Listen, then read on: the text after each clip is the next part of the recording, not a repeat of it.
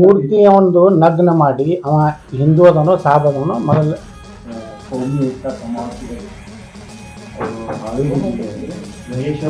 ಅವ ಎಲ್ಲೇ ಅನ್ನೋದು ಮೊದಲ ಶೋಧ ಮಾಡಬೇಕು. ಮತ್ತು ಅವನು ಪೂರ್ತಿ ಇಲ್ಲ ಅವನ ಪೂರ್ತಿ ಮೂರ್ತಿ ಒಂದು ನಗ್ನ ಮಾಡಿ ಅವ ಹಿಂದೂ ಅದನೋ ಸಾಬ್ ಅದನೋ ಮೊದಲ ತಪಾಸಣೆ ಒಳಪಡಿಸು.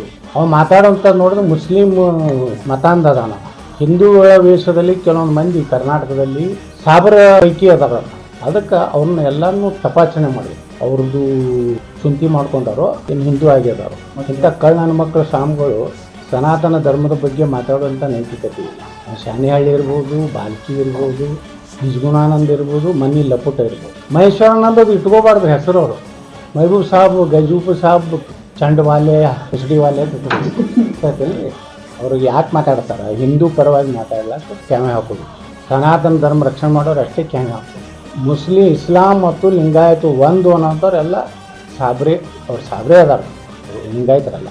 ನಾವು ಲಿಂಗಾಯತರು, ನಾವು ವೀರಶೈವರು, ನಾವು ಹಿಂದೂ.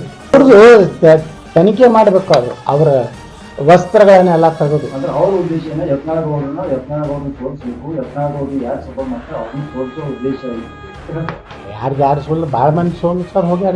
ಇಲ್ಲಿ ಬಾಗಲಕೋಟೆ ಜಿಲ್ಲಾದವ್ರು ಒಬ್ರು ಬಂದಿದ್ರು ರೊಕ್ಕ ತೊಗೊಂಡು ಬಿಜಾಪುರ.